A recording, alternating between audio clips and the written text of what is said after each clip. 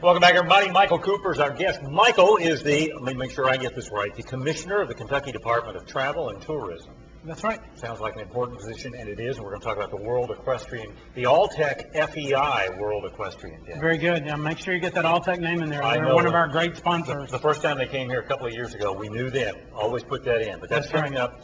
And we've got a lot of information about that today we're going to talk about. But tell me what this thing means to the Commonwealth. Well, the event itself is huge. And in addition to the $167 million economic impact that the event has on the state, dollar-wise, the opportunities that we're going to get in Kentucky as far as media exposure, as far as the 250,000 guests that we're expecting for the games are going to be just huge for us. We're very, very excited, and hopefully we're going to get these people in and get them out in some different parts of the state. If not, they'll definitely have the opportunity to tour and experience all things Kentucky with a project that we're doing called the Kentucky Experience. Okay, tell me a little bit more about that. That's a 25,000 square foot pavilion. It's on the grounds of the World Equestrian Games. It's included in a grounds pass. Is this at the horse park? This is at the horse park, okay. Yes. 1,224 acre horse park, the largest facility where this event's ever been held. Kentucky Experience covers all areas of the state. Our non-tourism regions, including Western Waterlands, is covered in that area. And 5 pavilions, entertainment pavilion as well as a product pavilion, a tourism pavilion, like I said, where we've worked with all of our non-tourism regions. So you'll be able to come through and do a virtual, or not virtual, a tour of Kentucky. Okay. You'll get to see all kinds of neat relics and neat artifacts from the non-tourism regions. One of the things that was promoted early on was that this is the largest sporting event in the U.S. since the 2002 Olympics. Is that still true? That is correct. Largest sporting event in North America since just back in February, since the 2010 Olympics that were in Vancouver. But yes, it is the largest sporting event. And I think maybe a lot of people probably don't realize, because maybe they feel like horses are maybe sophisticated, or something maybe that's not really the impact this is going to have worldwide. There'll be people here from dozens of countries. Maybe? At least dozens for sure. Dozens times 2 or 3 or 4. Yes, probably, yeah. Probably. Well, I know there are going to be at least people here from 60 countries, because that's how many countries we have represented coming and bringing teams to the games. Okay. So we know we're going to have at least that many and probably more. Interesting stats, our number 1 ticket sales area so far outside of the United States has been Canada. Okay. Number 2, surprisingly, is, you got a guess for me? I would say one of the Arabian countries. Australia. Real? Okay. Yeah, we've sold a lot of tickets in Australia, so we're very excited about that. But just the exposure that we're going to get from this event, and we're going to be viewed nationwide, 500 million viewers, 6.5 hours of live coverage on NBC on national TV, so that's pretty huge for the state. We're also being covered on the EBU, which is the European Broadcast Union.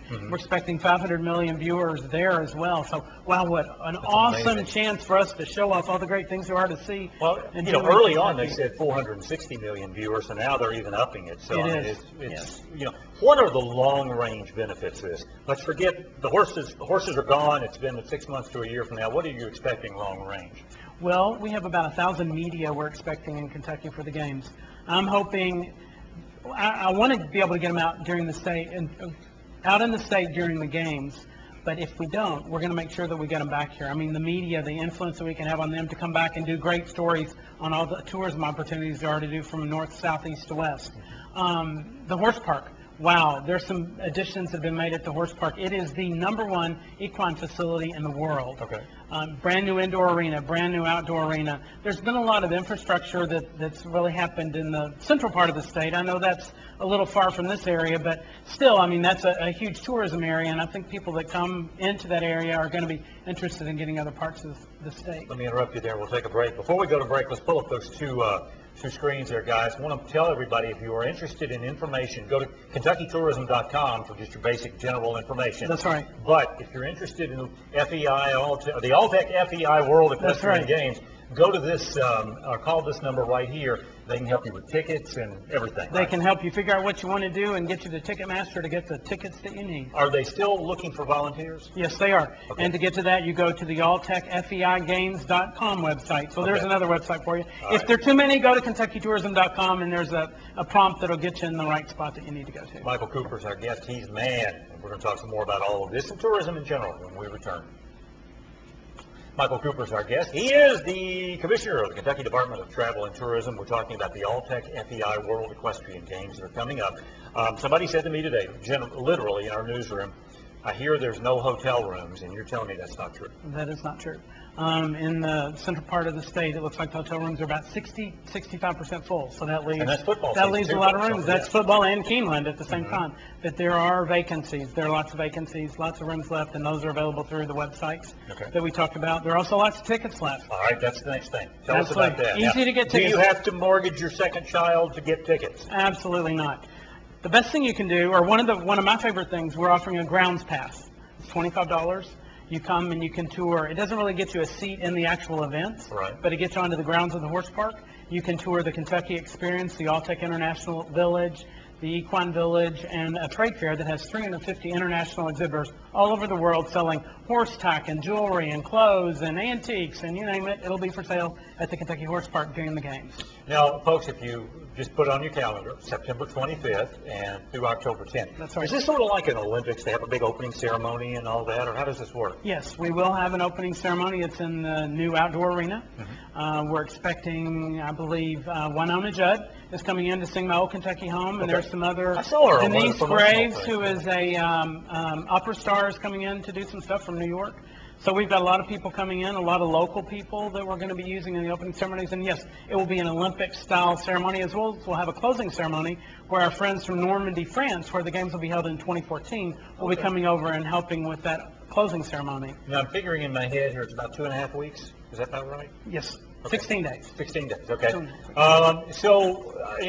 Now, you've been commissioner for how long? About 3 years. Okay, so you've really been in here in pretty much the whole life of this thing. Yes, I wasn't here in the beginning when Kentucky was first awarded the games, but I like I say, came on about a year after I guess we were awarded the games. I mean, what are you going to do when it's all over? I mean, it's going to be like relax time or something. Oh, I don't think so. Oh, okay. We're going to be working hard on 1,000 registered media coming to this event.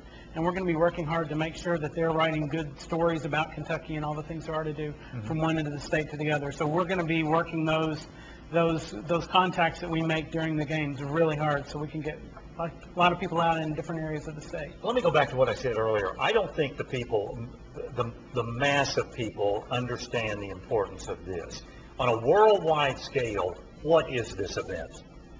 Well, it's the Olympics of horses. Okay. You've That's what I'm looking got for. 8 world championship disciplines. It's the Olympics. There's no other place like. I mean, this is the only place in the world to experience this. It comes every 4 years, and we're lucky enough to be hosting it at the world's premier equine facility in the world. And you said, where's it go next? Next it goes to Normandy, France. Okay, great. It's kind of interesting. It was held in Aachen, Germany 4 years ago, and the size of the venue that it was held in Aachen, Germany would fit into about a quarter of the parking lot of the Kentucky Horse Park. Is that right? So these people that are coming are going to be blown away by what they see and the facilities that we have here. Guys, if we can pull up those numbers again and the email address for me, KentuckyTourism.com. You can get links to everything from there. But go to the number if you want to get information about the equestrian games, also tickets. Call that number right there and just leave that up if you would. We've got about 30 seconds. What else is happening in tourism? What else is happening in tourism? Well, this has been, I mean, we've been so focused on this, but still we have a brand new website, KentuckyTourism.com, that you have up. And we also have a new vacation guide. You can get on our website, and we'll send you that guide. I have one of those. I like that. Perfect. New website's getting a lot of hits. We have had it up about, a couple of months. Okay. And it's been we've gone from, some study had us go from number 32 to number 18 in website. So we're pleased with that. I mean, we want to be number one. Absolutely. But those are our major pushes. We're doing well in the international market, having lots of international visitors in the state. So things are going well. Mike Cooper, he is our guest, and he is the commissioner of Kentucky's Department of Travel and Tourism. Good luck. Well, I appreciate it. Thank you. This is a big event, folks. It is. Check it out, and we'll be telling you more about that, and we'll be right back right after this.